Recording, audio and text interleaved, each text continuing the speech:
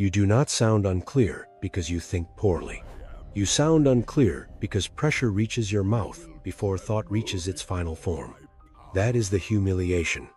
It is not a speaking problem. It is a sovereignty problem. Most people do not lose their words because they lack intelligence. They lose them because the room enters their nervous system too early. From that moment on, they are not speaking. They are managing exposure. That is the fracture. The mind still holds signal, but the body has already changed governments. Now the sentence is no longer serving truth. It is serving image. It is serving survival. So the thought leaves too early, unfinished, overheated, not worthy of the clarity that tried to become it.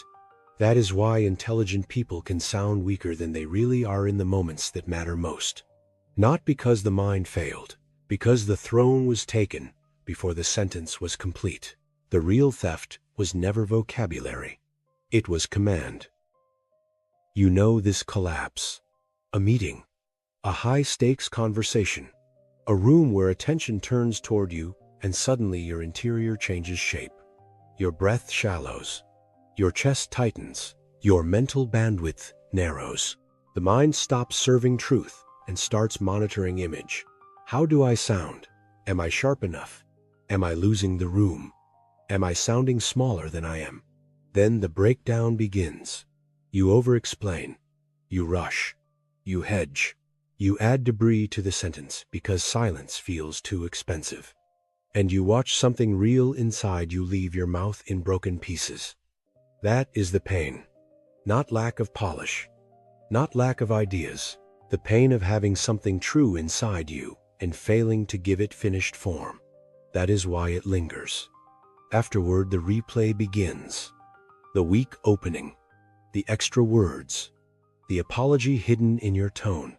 The sentence that should have landed but dissolved into explanation. You do not merely feel awkward. You feel misaligned. Because you know you are clearer than that. Stronger than that. But under pressure, the room got to your mouth before you did. And that sting is not vanity. It is the pain of hearing yourself reduced in public. The collapse is mechanical. Your signal gets buried under noise. One part of the mind is trying to transmit meaning.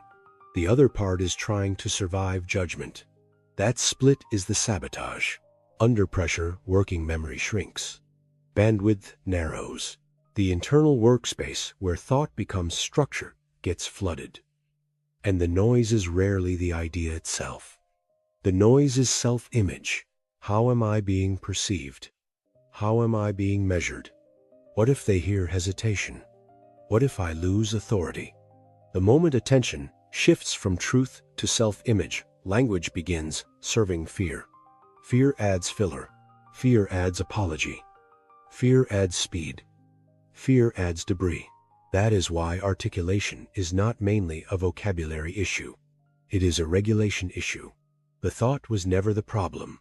The interference was. This is why people can sound brilliant alone and deluded in public. The intelligence remained.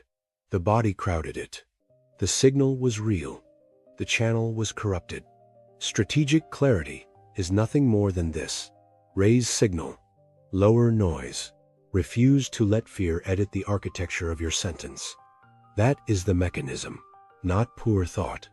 Poor transmission. Lincoln understood what modern people keep forgetting. Clarity is not born. It is carved. What later looked like natural eloquence was discipline under lamplight. Drafting. Cutting. Returning. Removing everything that weakened the blow. Marcus Aurelius worked the same way in private. He refined thought alone so it could stand in public without ornament. That is Stoic authority. A sovereign mind does not worship expression. It worships alignment. It asks, what is essential? What is vanity? What strengthens the sentence? What weakens its edge? The articulate man is not the loudest in the room. He is the one whose thought survived the knife of refinement. He does not bring verbal smoke. He brings finished steel. That is why Stoicism matters here. Not because it teaches style, because it teaches governed language. A sentence must answer to truth, before it answers to audience. What is not refined in private will wobble in public. That is the law, not talent. Discipline. Articulation is inner order made audible. Not charisma, not decoration, not theater. Order. And order requires command in 3 places. Rule 1: govern the voice. The moment you try to impress, the sentence gets crowded. The moment you try to contribute, it breathes. Performance produces clutter. Contribution produces form. Rule 2: govern the body. A collapsed chest creates uncertain rhythm. A shallow breath creates haste. A tight jaw edits the sentence before it leaves you. The body is not separate from speech. It is part of the speech. Rule 3: govern the pace. The undisciplined speaker fears silence. The sovereign speaker uses it. A pause is not emptiness. It is authority. It tells the room the thought arrived complete. That is how you regain weight. Not through bigger words, not through louder delivery, but through fewer things interfering between thought and sound. This is the deeper Stoic cut. Do not protect image. Protect alignment. The moment image becomes primary language becomes anxious. The moment truth becomes primary language simplifies itself. That is why overexplaining usually signals disorder. The mind is trying to outrun judgment with more material. But more material rarely creates clarity. Usually it creates fog. The room remembers finished lines. Not verbal panic, finished lines. Visualize a dark forge, bronze light, stone walls, a blade in the fire glowing unstable, almost violent in its heat. Raw metal looks powerful for a second, but it is still unusable. Too hot, too loose, too unfinished to trust. Then the blacksmith lifts it, not with panic, not with speed, with command. He hammers without hurry, cuts without sentiment, tempers without mercy. The room hisses when the blade meets water. Steam rises. The flame protests, but the hand remains still. That is sovereign speech. Your first thought is raw metal. Your first impulse is flame. Your final sentence must be forged steel. Clean, weighted, usable. Do not bring sparks into the room. Bring a blade. Sparks impress, then vanish. A blade remains. So must your speech. Reliable under pressure. Trusted because of form. You do not need a bigger vocabulary. You need laws of command. 1. Regulate the instrument. Before the sentence, lower the noise. 1 slower breath. Jaw released. Chest open. Tell the body the truth. This is exposure, not danger. A rushed nervous system cannot build verbal architecture. 2. Finish. Internally first, do not build the sentence while panicking in public. Identify the core point. 1 point. 1 line of force. Then strip the excess.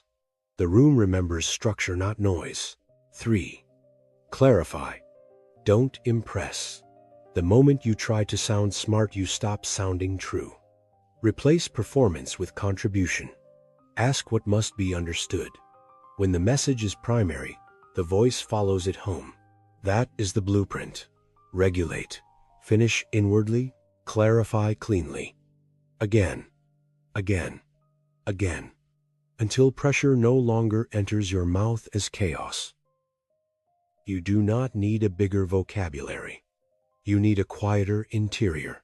You need less noise between what is true in you and what reaches the air.